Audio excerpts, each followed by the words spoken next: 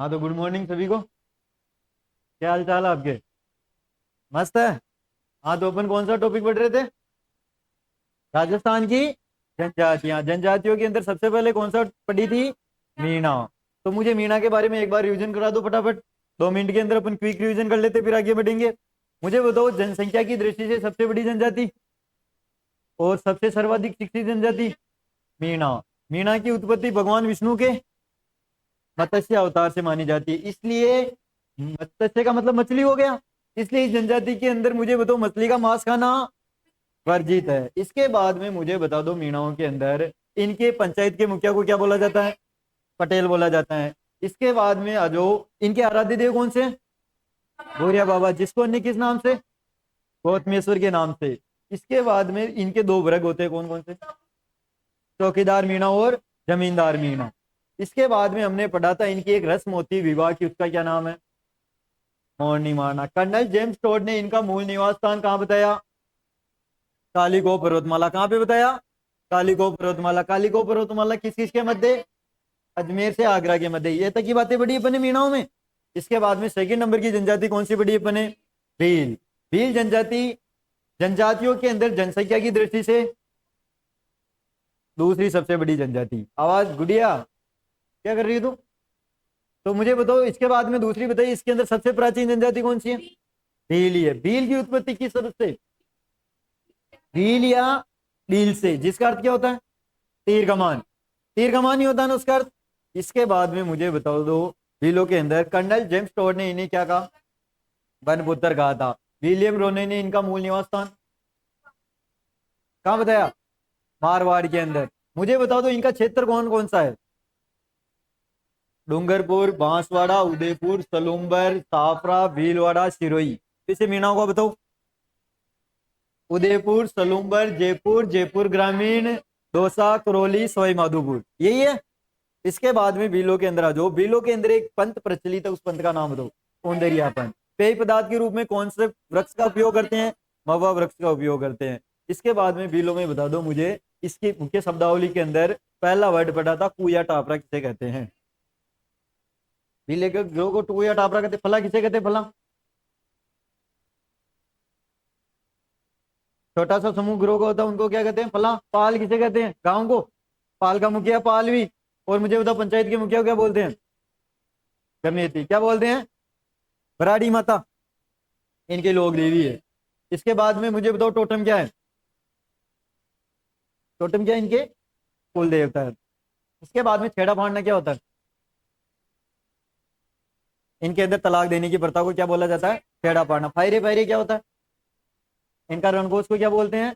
फायरे फायरे। इसके बाद में लास्ट वर्ड बता था पाकरिया, क्या होता है? पाकरिया। कोई भी वीर पुरुष किसी घुड़सवार सैनिक को मार देता तो वो क्या कहलाता है? पाकरिया कहलाता है। इनकी स्थानांतरित कृषि बदल बदल की जो कृषि की जाती है उसको क्या बोला जाता है? बालरा कहा जाता है। ये दो टाइप की होती है। पहला टाइप चिमाता। चिमाता कौन सी कृषि? पहाड़ों को काट कर की जाने वाली कृषि को। दजिया मैदानी या समतल भूमि को काट कर की जाने वाली। इनकी वेशभूषाओं में पहला पड़ा था डेपाड़ा। डेपाड़ा क्या होता है? पुरुषों की, भील पुरुषों की तंग धोती, टाइट धोती को आ जाता है। सामान्य धोती को क्या बोलते हैं? लंगोटी को खोईतू। कच्चाबू किसे बोलते हैं? भील महिलाओं का घाघरा। और पीरिया किसे बोलते हैं? अब मैंने, अब आज तो तुम कॉपी के अंदर देख लिया, रजिस्टर के अंदर कल से कोई भी नहीं देखेगा। सारी चीजें याद करके आओगे, बिना देखे हुए किसी को भी उठा के पूछ लूंगा, ठीक है? आज रिवीजन करवा दिया मैंने, कल से किसी का भी नंबर आ सकता है, ठीक है ना? रेडी हो? कोई दिक्कत तो नहीं है ना? या नहीं पूछूं? अभी बता दो मेरे को, पहुंचनो का न पहुंचनो कन? अरे याद हो ही पूछवा के महीनू का न पूछूं? कोई कोई छावा का न पूछूं? मैंने बता दियो 3 महीने तक आइए न पूछूं कोई एक ही बार है? या ऑर्डर सी बेटी साल ने अट सी लाग रही उतरो है? फिर तो रजाई में रहती है ढाई किले बदू, फिर रस हो रही ऊपरू। देखो अगली जनजाति ग्रासिया। कौन सी जनजाति भाई? ग्रासिया। ग्रासिया जनजाति जनजातियों के अंदर संख्या की दृष्टि से तीसरी सबसे बड़ी जनजाति है। कौन सी? तीसरी सबसे बड़ी जनजाति।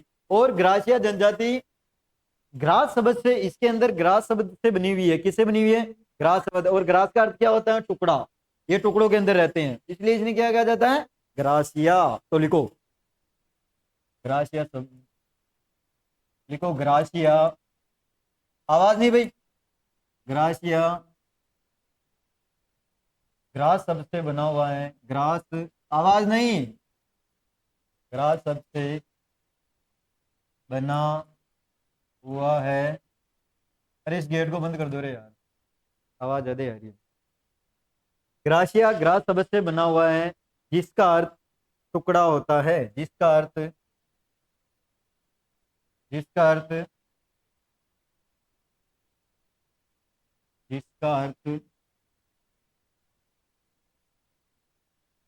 क्या होता है? टुकड़ा।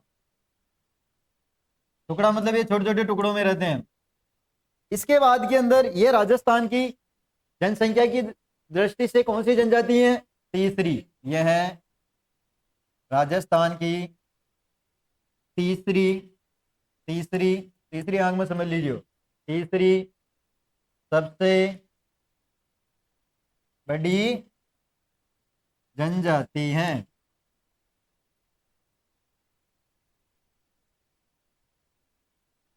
अब अपन इनके क्षेत्र की बात करेंगे, तो क्षेत्र के अंदर देखते हैं अपन कौन कौन से क्षेत्र के अंदर रहती है भाई ग्रासीय जनजाति। तो इनका क्षेत्र लिखो, प्रमुख क्षेत्र, प्रमुख क्षेत्र, प्रमुख क्षेत्र की बात की जाती है तो प्रमुख क्षेत्र के अंदर लिखेंगे अपन, पहला आता है आबू व पिंडवाड़ा। आबू व पिंडवाड़ा कहाँ पे स्थित है? अरे आबू तो नाम सुना होगा ना आपने, है? आबू पिंडवाड़ा कहाँ पे स्थित है? सिरोही के अंदर। अरे आबू मेरवाड़ा नाम नहीं सुना क्या? एकीकरण नहीं पढ़े क्या, जिसमें आबू में मेरवाड़ा को छोड़ के लास्ट के अंदर उस शेष सिरोही को मिला लिया था छठे चरण के अंदर? नहीं पढ़ा क्या तुमने? कितने चरणों में हुआ राजस्थान का एकीकरण? 7 चरणों के अंदर। पहला चरण कब हुआ? 18 मार्च 1948 को। उसको किस नाम से जाना जाता है? मत्स्य चरण। लास्ट वाला बता दो चलो। वर्तमान राजस्थान जिसका कब हुआ? 1 नवंबर 1956 में 7वें संविधान संशोधन के तहत। हुआ नहीं हुआ? यह कुछ भी याद नहीं है? इसके बाद में ये आबू पिंडवाड़ा कहाँ पे पड़ता है? सिरोही के अंदर। कहाँ पे पड़ता है? सिरोही के अंदर। इसके बाद में देखते हैं दूसरा नंबर का आता है अपना बाली। और बाली कहाँ पे पड़ता है? पाली में। कहाँ पे पड़ता है? सबके जिले में कोष्टक के अंदर लिख रहा हूँ। इसके बाद में तीसरा नंबर का आता है गोगुंदा। गोगुंदा तो नाम सुना आपने? गोगुंदा व कोटड़ा। गोगुंदा व क्या गाना चल रहा है पता नहीं, उसको ट्रैक्टर वाले को किसकी याद आ रही है? गाना मस्त है ना, मजा आ गया। अरे फीलिंग्स में मत बेहो तुम इधर आ जाओ, ये नहीं कि गाने के अंदर खो जाओ। गोगुंदा व कोटड़ा कहाँ पे स्थित है? उदयपुर के अंदर। अपने को ये याद करना है ना, गाना डी ध्यान दे। अब यहाँ को सीजन आ गया, अब रोज ही गाने चाह ली कम लाग होने दे, गाने देख लाग जाओ। हाँ जी, लिख लिया आपने यहाँ तक? हाँ तो एक बार रिवीजन कर लो यहाँ पे। मतलब रिवीजन ये बार बार इसलिए करवाता हूँ कि तुम्हें क्लास का क्लास में याद हो जाए। सही है या नहीं है रिवीजन करवाने का तरीका? या सीधा पढ़ा के निकल जाऊं? बहुत सही है। तो वैसे अब तेरे से पूछूंगा मैं क्या नाम है तेरा? खुशी। चल वापस मेरे को रिवीजन करो। सबसे पहले कौन सी जनजाति पढ़ी आपने? आज की कौन सी जनजाति पढ़ी? ग्रासिया जनजाति। ग्रासिया सब मुझे बताओ, ग्रासिया जनजाति कौन से सबसे बनी हुई है? ग्रास का अर्थ क्या होता है? क्या होता है? प्यारे टुकड़ा। भाइयों क्या भाइयों की होता है बहनों, भाई? अरे ग्रास का मालवा मतलब के। क्या होता है? ये नहीं टुकड़ों के अंदर रहती है। मुझे बताओ ये राजस्थान की चलो तो बताओ। पहली कौन सी है? सेकंड नंबर की कौन सी है? थर्ड नंबर की कौन सी और है? मोहत पुस्तक है ग्रासिया। इस इसके प्रमुख क्षेत्र के अंदर पहला नंबर का कौन सा प्यारे है? भाइयों की आबू चलो में पिंडवाड़ा कौन से जिले जल्दी में? करिए ना, मोबाइल है सेकंड नंबर का कौन सा है? बाली कौन से जल्दी जिले जल्दी। में पड़ता है? क्या थर्ड नंबर का कौन सा है? गोकुंदा व कोटड़ा कौन से जिले के अंदर? यहाँ तक चीजें समझ में आई नहीं आई? याद हुआ नहीं हुआ? हो गया यहाँ पर याद। आपने एक झील का नाम सुना होगा, नक्की झील। नक्की झील का नाम सुना? कहाँ पे स्थित है? माउंट आबू के अंदर स्थित है। जो सारी ऊंची चीजें वहीं पे है, सबसे ऊंची झील वहीं पे बनी है, उड़िया का पठार वहीं पे है। जो भी चीजें ऊंची है ना, ऊंची सारी चीजें कहाँ पे होगी? माउंट आबू के अंदर। माइंड में रखना। तो इसके अंदर मुझे बताओ कि ये जो माउंट आबू के अंदर ये नक्की झील है, इसके अंदर ये इसको क्या मानते हैं? ग्रासीय जनजाति सबसे पवित्र झील। कौन सी झील? इसलिए ये अपनी अस्थियों को कहाँ विसर्जन करते हैं? नक्की झील के अंदर ही करते हैं। कहाँ पे करते हैं? नक्की झील के अंदर। तो ये बात लिखो, आप बोल के लिखवा दो। लिखो, ग्रासिया जनजाति ग्रासिया जनजाति, नहीं नहीं बोल के लिखूंगा, ऐसे तो पूरे कंप्लीट ही नहीं हो पाएगा। लिखो ग्रासिया जनजाति बाद के अंदर। ग्रासिया जनजाति नक्की झील माउंट आबू को, नक्की झील माउंट आबू को अपना पवित्र स्थान मानती हैं। ग्रासिया जनजाति नक्की झील माउंट आबू को अपना पवित्र स्थान मानती है।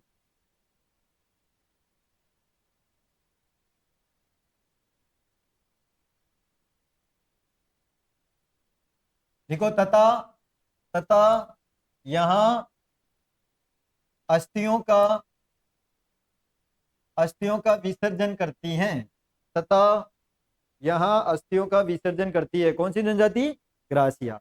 यानी ग्रासिया जनजाति नक्की झील माउंट आबू को अपना पवित्र स्थान मानती है और यहाँ पर अपनी अस्थियों को विसर्जन करते हैं। यहाँ पे जाके यहाँ के लोग जैसे करते नहीं करते, अपने गंगा हरिद्वार में करते हैं ना, सब अलग अलग जगह करते हैं। कोई पुष्कर में कर जाते, कोई गंगा जी, सबका पर्टिकुलर एरिया होता है। तो ये कहाँ पे करते हैं? नक्की झील के अंदर करते हैं ग्रासिया। इसके बाद में लिखोगे इसके अंदर, इनके अंदर क्या होता है कि ग्रासिया जनजाति में त्रिस्तरीय पंचायत व्यवस्था होती है। लिखो इस जनजाति में, इस जनजाति में, इस जनजाति में त्रिस्तरीय पंचायत व्यवस्था होती है। त्रिस्तरीय पंचायत व्यवस्था होती हैं। पहले नंबर की कौन सी है भाई? इसको बोला जाता है मोटी न्यात। न्यात को मतलब क्या बोलते हैं? पंचायत। क्या बोलते हैं? पंचायत। इनके अंदर न्यात को क्या बोलते हैं? पंचायत। सेकेंड नंबर की होती है नेन की। नेन की का मतलब जानते हो? छोटा। नेन की न्यात, ये इनकी भाषा है भाई, राशियों की। थर्ड नंबर की कौन सी है? निचली न्यात। तीन टाइप्स की पंचायत बैठती है यहाँ पे, और पंचायत को न्यात कहा जाता है। इनके अंदर बैठ के बैठती हैं कोई भी फैसला सुनाने के लिए, तो तीन टाइप से बैठती हैं। सबसे बड़ी कौन सी? मोटी न्यात। सेकंड नंबर की नेन की न्यात। थर्ड नंबर की कौन सी है? निचली न्यात। जिसके अंदर ये मोटी न्यात है, ये सबसे उच्च वर्ग की। कौन सी है? सबसे उच्च वर्ग की। कौन सी? सबसे उच्च वर्ग। और ये नेन की न्यात मध्यम वर्ग। कौन सा वर्ग? मध्यम वर्ग। और ये थर्ड नंबर की कौन सी है? निचली न्यात। निचली न्यात यानी निम्न वर्ग। यहां तक समझ आया नहीं है आपको? अरे समझ में आ रहा, नहीं आ रहा? आ गया? कुछ भी नहीं बताया मैंने, तीन पंचायतें मतलब इसके अंदर न्यात बताई थी मैंने, और तीनों का नाम लिख दिया। उतारो।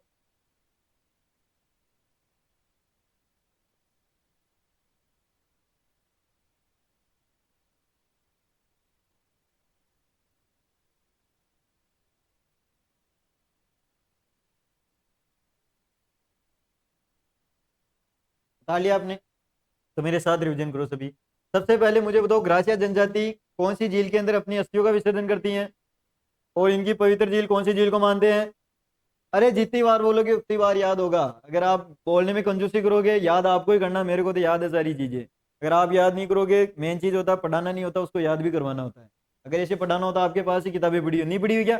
बहुत सारे बड़े बड़े ग्रंथ पढ़े हुए, फिर यहाँ क्यों आए कोचिंग्स के अंदर? इसका मतलब ये हो कि आप यहाँ पढ़ो, यहीं का यहीं याद करो, घर जाके 10 मिनट इनका रिविजन कर लो, आपका ये वाला सब्जेक्ट यहीं कंप्लीट हो जाएगा। तो बोलो मेरे साथ में, इसके अंदर कितनी कितनी स्तर की पंचायत व्यवस्था होती है?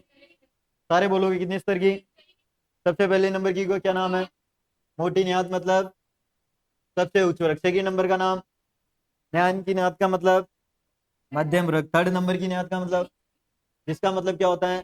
सबसे निम्न वर्ग की न्यात। अब लिखो इनकी शब्दावली। शब्दावली लिख रहे थे अपन, उसके अंदर भी लिखा था, विलो के अंदर भी, इसमें भी लिखो शब्दावली। शब्दावली में सबसे पहले लिखोगे आप घेर। घेर किसको बोलते हैं? ग्रासियों के ग्रोह को। ग्रासियों, ग्रासियों के ग्रोह को क्या बोला जाता है? घेर बोला जाता है। और इनके अंदर बरामदा को क्या बोला जाता है? बरामदा को, बरामदा को बोला जाता है ओसरा। क्या बोला जाता है? ओसरा। और इसके अंदर मुझे बताओ कि सोहरी किसको बोलते हैं? इनके अंदर सोहरी, एक वर्ड आता है इनके, सोहरी। सोहरी बोलते हैं अनाज भंडारण की कोठी। अनाज को रखने के लिए जो कोठी होती है उसको क्या बोलते हैं? आपने कहीं में रखे अनाज? बक्सा के महीने, बक्सा में रखा है? बिल्कुल बिल्कुल सही। सॉरी किसे कहते हैं? अनाज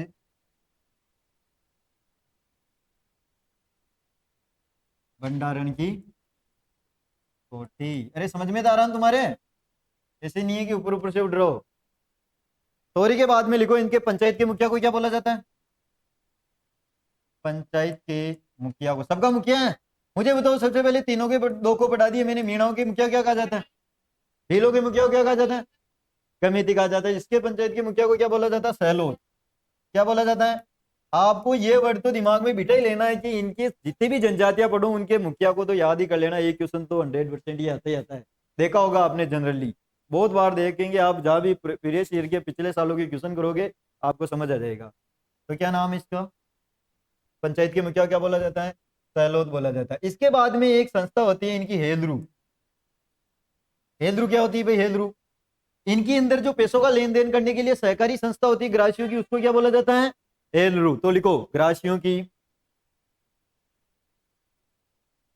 ग्रासियों की सहकारी संस्था। सहकारी कोऑपरेटिव बैंक जानो कि ना जानो?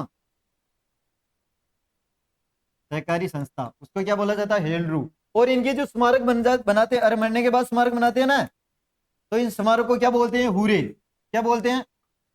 हुरे। इनके स्मारक को क्या बोला जाता है ग्रासियों में? हुरे बोला जाता है। एक होता है दापा मूल्य। दापा, दापा किसे कहते हैं? दापा, वधु मूल्य। अरे वधु के जो पैसे फिक्स कर देते हैं उसको क्या बोलते हैं? पैसे देके वधु लाते हैं तो उसको क्या बोलते हैं? दापा। अरे ये वर्ड याद रखने पड़ेंगे आपको, शब्दावली के। वधु मूल्य, अगर ऐसे वर्ड याद नहीं रहेंगे तो काम नहीं चलेगा, तो आपको याद करने पड़ेंगे सारी चीजें। स्मारक नहीं जानते हो? मरने के बाद में नहीं मनाते क्या? महाराणा प्रताप का स्मारक नहीं देखा आपने? अरे उनकी वो नहीं बनाती है क्या, मूर्ति टाइप की? स्मारक नहीं जानते हो तुम? ऐसे आता है कि महाराणा प्रताप का स्मारक बना हुआ तो क्या देखते हो वहां पे? अरे मूर्ति टाइप नहीं बनाते क्या उनकी पूरी? सर्किल टाइप के, सर्किल टाइप के नहीं देखे? उसमें नहीं बने होते कि अलग अलग देवताओं के वो? साइड में हो जाऊं, खटी जाऊं पीर बाबा के, कन पीर बाबा के जार बैठ जाऊं? आवाज नहीं, आवाज नहीं। अरे कुछ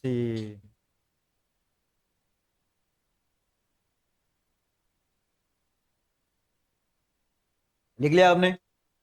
सभी ने लिख लिया? स्पीड रखो, रिविजन कर लेते हैं अब इनका। शब्दावली के अंदर पहला वर्ड क्या लिखा मैंने? सारे बोलो। घेर का मतलब? सही के नंबर का वर्ड क्या लिखा? इनके बरामदा को क्या कहा जाता है?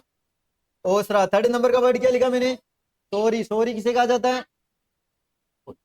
चौथे नंबर का क्या लिखा? पंचायत के मुखिया को क्या कहा जाता है? मीणाओं के मुखिया को क्या कहा जाता है? रेलों के मुखिया को क्या कहा जाता है? ग्रासिया के मुखिया को क्या कहा जाता है? हेलरू किसे कहा जाता है? इनके स्मारक को क्या बोला जाता है? इनके दापा किसे बोलते हैं? यहाँ तक किसी को डाउट अब तक पढ़ाया उसमें से? किसी को डाउट नहीं है? आगे चलिए ग्रासियों के अंदर, तो लिखो आगे इसके अंदर, ग्रासिया जनजाति के अंदर आगे की चीज लिखो आप। अब क्या बच गया इनका? है कुछ नहीं बचा इनके अंदर। ग्रासियों के घर हो गए, सारी चीजें हो गई। अब लिखो इसके अंदर ग्रासियों में, इनके अंदर एक जगह ये क्या करते हैं कि ग्रासिया जनजाति मोर व श्वेत पशु को पवित्र मानते हैं। किसको? मोर। लिखो तो, ग्रासिया जनजाति, ग्रासिया जनजाति मोर व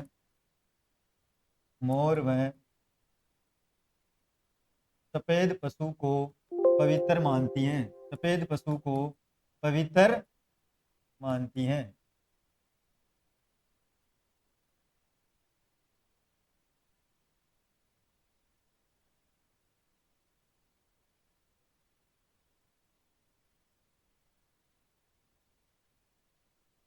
लिख लिया आपने? अब एक जगह पड़ती है इसके अंदर, सियावा। लिखो, सियावा सिरोही में, सियावा सिरोही में, सियावा सिरोही में ग्रासिया जनजाति का, लिखो, सियावा सिरोही में ग्रासिया जनजाति का, सियावा सिरोही में ग्रासिया जनजाति का गौर या गणगौर मेला लगता है।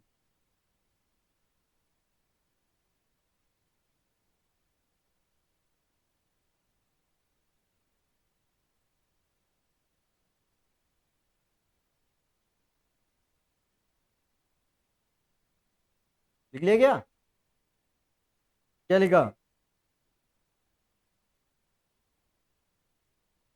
लिख लिया आपने? सियावा सिरोही में घोर या घनघोर मेला लगता है जिसमें सबसे ज्यादा प्रेम विवाह होते हैं। क्या होते हैं? प्रेम विवाह। प्रेम विवाह को मतलब लव मैरिज। बहुत अच्छा। कल मैं ऐसे बता रहा था कि मैं बता रहा था कि मुझे बताओ औसत किसे, औसत कैसे किसे कहते हैं, तो एक लड़की बोली कि एवरेज को बोलते हैं। बस हिंदी का अंग्रेजी करना जानते हो तुम। तो इसके अंदर क्या करते हैं कि यहाँ की लव मैरिज कटा हुआ है सियावा सिरोही के अंदर, यहाँ का मेड़ो लग गया पर्टिकुलर उसके अंदर तने चोरा चोरी ने पसंद कर सको थे और उठू थे बकार ले जस को और जड़ा तक वाचा नाश के जड़ा तक की घर वाला मान्यता कौन दे दिया बेटा तक, समझ गया?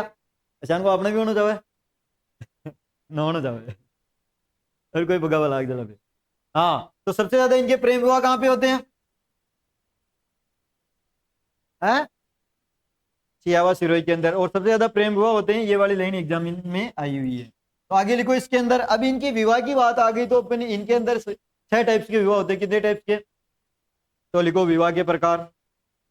ब्याह का भी यहाँ का न्यारा न्यारा टाइप का ब्याह हुआ है, तगड़ी जनजाति है नहीं यहाँ है? देख लियो ब्याह भी है तो 6 टाइप में करे। सबसे पहला मोरबंदिया विवाह। कौन सा विवाह? एक काम करो, आप पहले इधर समझ लो, सबकी डेफिनेशन में बाद में लिखवा दूंगा। आप कुछ भी मत करो, मैं जैसे वर्ड लिखा रहा हूँ वैसे लिखते रहो। आपको अभी पेन वेन सब बंद कर दो, लास्ट के अंदर जैसे लिखूं उस समय लिखना। सबसे पहले मैं समझाऊंगा मोरबंदिया विवाह। सेकेंड नंबर का होता है तांदना विवाह। थर्ड नंबर का होता है इसके अंदर मोरबंदिया विवाह, तांदना विवाह, पैरावना, पैरावना। उसके बाद में होता है इसके अंदर पैरावना के बाद में सेवा विवाह, मेलबो, मेलबो। इसके बाद में होता है सेवा विवाह और लास्ट के अंदर होता है खेमना विवाह। कौन सा विवाह? खेमना विवाह। अब इधर देखो, सबसे पहले मैंने ग्रासीय जनजाति के कितने विवाह बढ़ाए भाई? अरे कितने टाइप से बढ़ाए? 6 टाइप से बढ़ाए। नाम बोलो इनके सबके।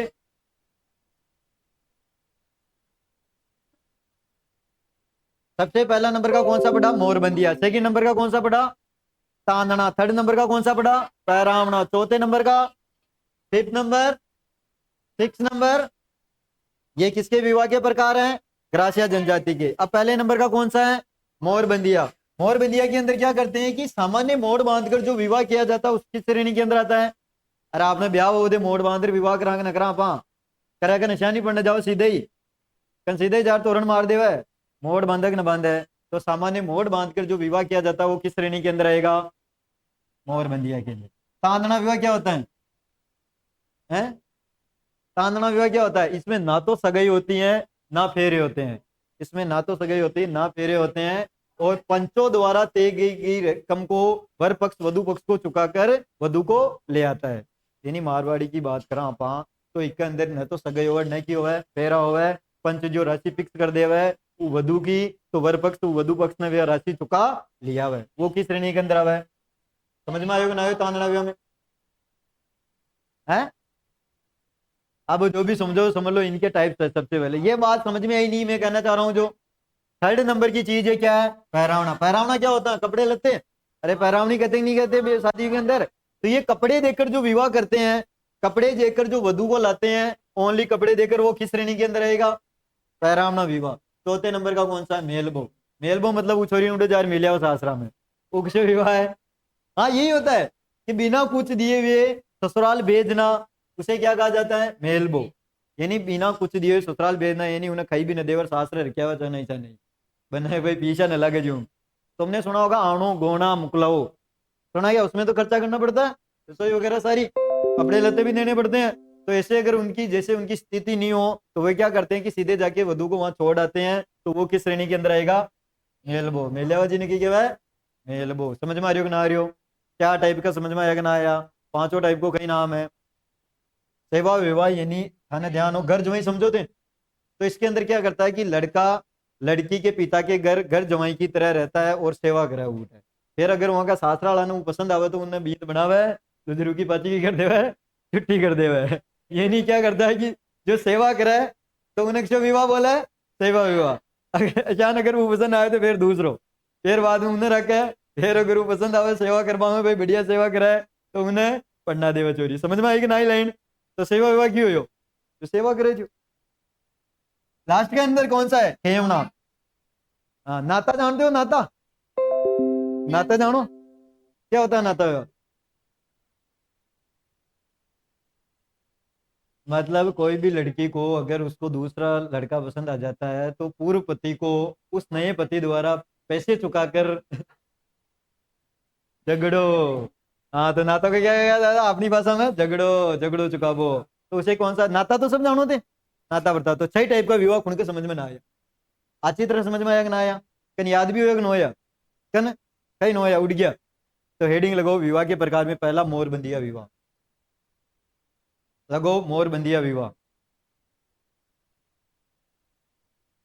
अरे आवाज नहीं, तुम इतनी देर नहीं दे तो सही क्लास चल रही है, बीच में मत बोलना, पहले कह रहा हूँ, अच्छे से समझा रहा हूँ।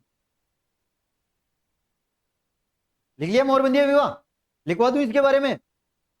पहला वर्ड हेडिंग लिखो मोरबंदिया विवाह। लिखो इसमें सामान्य मोड़ बांधकर, सामान्य मोड़ बांधकर किया जाने वाला विवाह, सामान्य मोड़ बांधकर किया जाने वाला विवाह।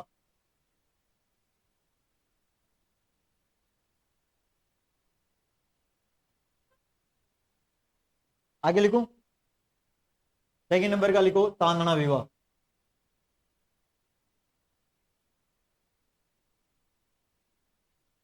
लिखा दी हेडिंग?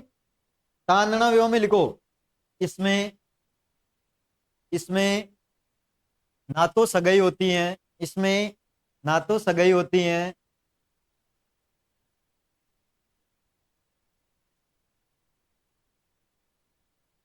ना फेरे होते हैं, ना तो सगाई होती है ना फेरे होते हैं।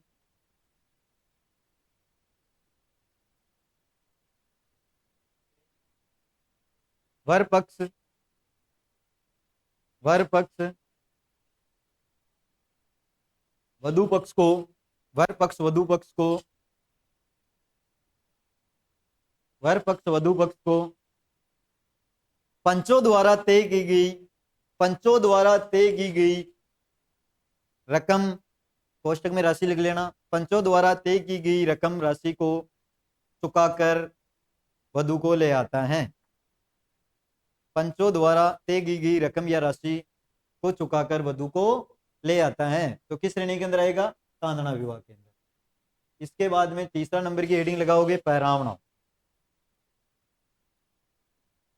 थर्ड नंबर की हेडिंग लगाओगे आप पैरावना।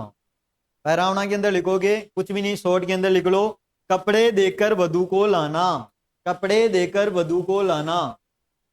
शॉर्ट में लिख लो कपड़े देकर वधु को लाना।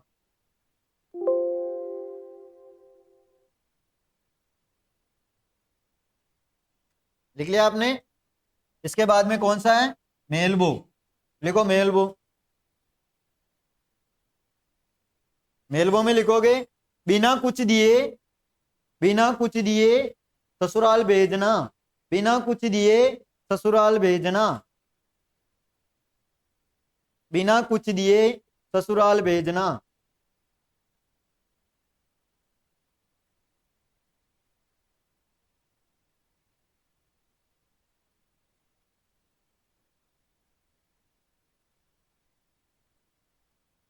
तो अब लास्ट पांचवें नंबर का लिखो सेवा विवाह।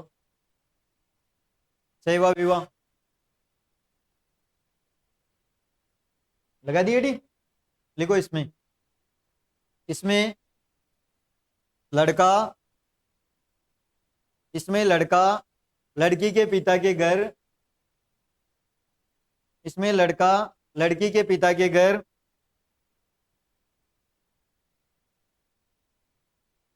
कुछ समय, कुछ समय घर जवाई की तरह रहता है, घर जवाई की तरह रहता है।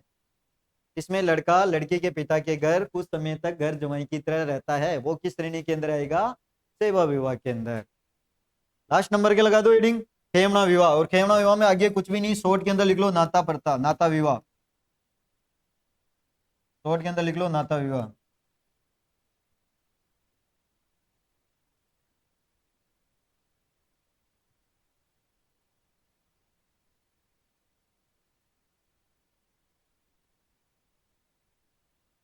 लिख लिया आपने, नाता विवाह लिख लिया। ये अपनी ग्रासिया जनजाति कंप्लीट होती है। अब इसके बाद में नेक्स्ट वाली जनजाति लिख लो, छोटी सी सांची। तो कम से कम 2 जनजाति तो आपकी कंप्लीट हो। सांची जानो है, सांची जानो, जूते काटते वो सांची होती है।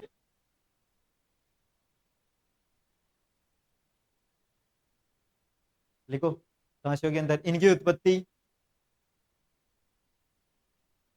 इनकी उत्पत्ति सांसमल नामक, सांसमल नामक व्यक्ति से मानी जाती हैं, व्यक्ति से मानी जाती हैं। हाँ मुझे बताओ सांची कौन से क्षेत्र में ज्यादा रहते हैं भाई? भरतपुर के अंदर। भरतपुर से कौन सा जिला निकला अभी? डीग।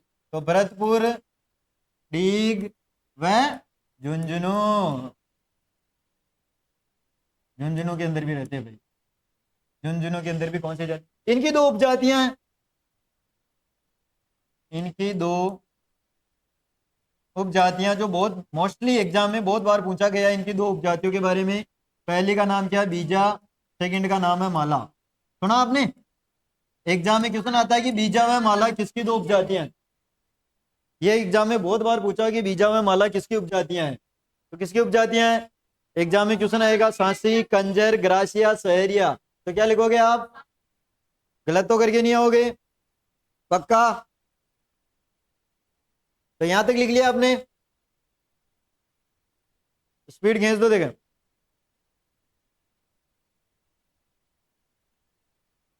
इनकी उत्पत्ति, तो यहां तक रिवीजन करो। कौन सी जनजाति पढ़ रहे थे? सांची जनजाति। सांची जनजाति के अंदर मुझे बताओ इनकी उत्पत्ति किससे मानी जाती है? सांसमल नामक व्यक्ति से। इनका प्रमुख क्षेत्र कौन कौन सा है? भरतपुर, डीग और झुंझुनू। इसके बाद में मुझे बता दो इनकी 2 उपजातियां क्या क्या नाम है? बीजा व माला। क्या क्या नाम आता है? बीजा व माला। ये जैसे अपन कोई भी देवताओं को पूछते हैं तो इनका एक देवता होता है भाकर बाव जी। क्या होते हैं? भाकर बाव जी, जिनकी ये क्या नहीं खाते हैं? झूठी कसम। तो लिखो यह भाकर बाव जी की झूठी कसम नहीं खाते हैं। यह भाकर बाव जी की बाहर निकलेगी, बाव जी महाराज का है वाली तान है। हाँ इनके कुल देवते मान लो। यह भाकर बाव जी की झूठी कसम नहीं खाते हैं। यह भाकर बाव जी की झूठी कसम नहीं खाते हैं। तथा तथा कसम, कसम खाते समय एक हाथ में कुल्हाड़ी, तथा कसम खाते समय एक हाथ में कुल्हाड़ी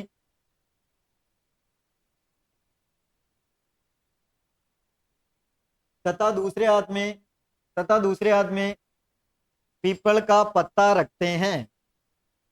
सबसे पहले तो ये भाकर बाव जी कसम खाकर झूठ नहीं बोलते हैं।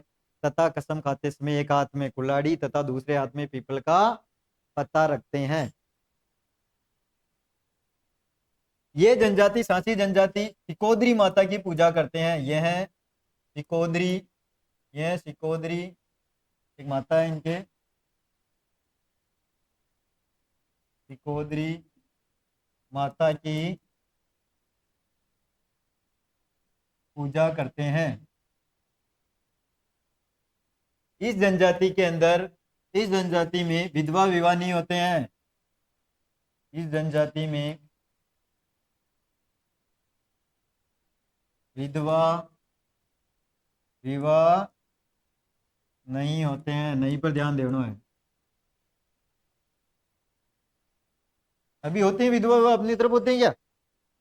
वापिस होने लगी शादियां लड़कियों की?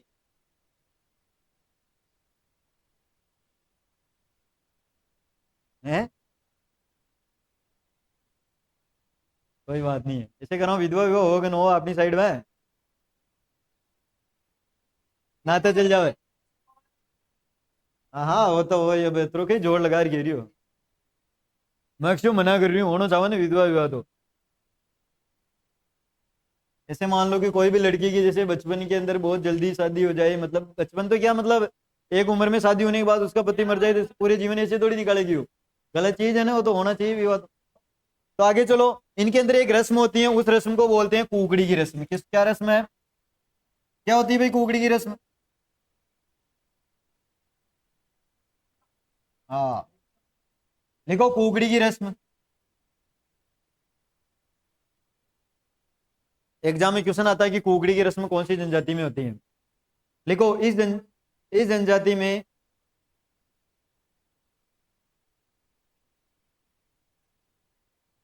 इस जनजाति में शादी के समय इस जनजाति में शादी के समय लड़की की चारित्रिक पवित्रता, चारित्रिक पवित्रता, उसको चारित्रिक बोलते हैं। चारित्रिक पवित्रता, इस जनजाति में शादी के समय लड़की की चारित्रिक पवित्रता परीक्षा की परीक्षा को कुकड़ी की रस्म कहते हैं।